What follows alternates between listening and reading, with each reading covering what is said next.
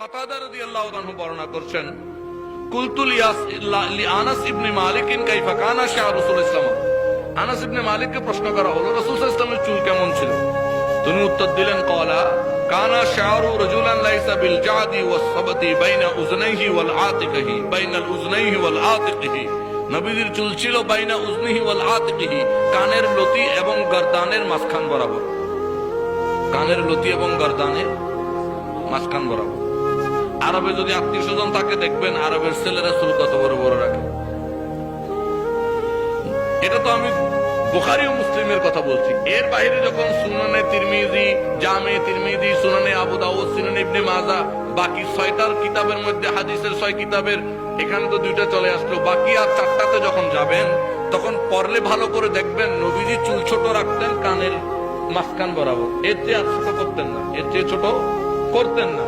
আর এখান থেকে বড় হতে হতে কাঠ পর্যন্ত যেত, আবার এর চেয়ে বড় করতেন না। এটা ছিল ওনার চুলের সীমারেখা। এখন এইভাবে চুল রাখলে আমরা ভান্ডারি বলে টিটকারি দিলাম, কি জেনে দিলাম না না জেনে দিলাম, বুঝে দিলাম নাকি না বুঝে দিলাম। আর এত রকম চুল রেখি, ছোট ছোট ছোট চুল রাখি, নেইমার কাটিং ইত্যাদি ইত্যাদি কাটিং।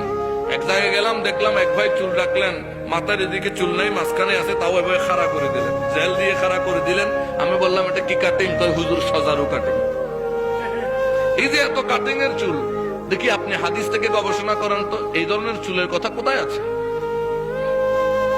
অথচ আফসোস, আপনি যদি সুন্নত মোতাবেক চুল রাখতে যান, আমাদের কওমি তাবলিগরা তারা তো আপনারে বান্ডারি বলে ঘৃণা করবে।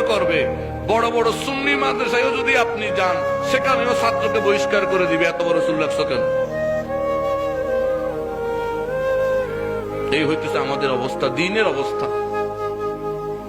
আফসোস, কোন সন্তান যখন এভাবে চুল রাখবে, মা বাবাও তাকে গালি দেবে, আর্মি কাটিং চুল রাখো। আর আমরা এটাও জানি না আর্মি কাটিং চুলের আবিষ্কারক কে। আজকে জেনে রাখেন এই চুলের আবিষ্কারক হিটলার। দ্বিতীয় বিশ্বযুদ্ধের সময় যখন একের পর এক যুদ্ধে লিপ্ত থাকতে হচ্ছে, তখন সৈন্যরা চুলের যত্ন নিবে না, যুদ্ধ করবে।